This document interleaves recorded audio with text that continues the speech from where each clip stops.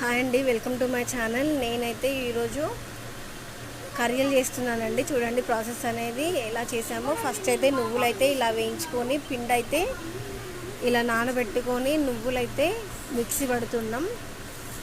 నువ్వులైతే ఇట్లా మామూలుగా ముద్దలా కాకుండా మామూలుగా గరక గరక పట్టుకోవాలి. తర్వాత చక్కెర అనేది పౌడర్లా చేసుకోవాలి.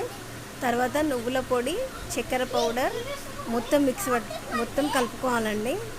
మిక్స్ చేసుకున్న తర్వాత చూడండి ఎలా అయిందో. తర్వాత ఆయిల్ తీసుకొని పూరీ మేకర్లో పూరీలా చేసుకొని,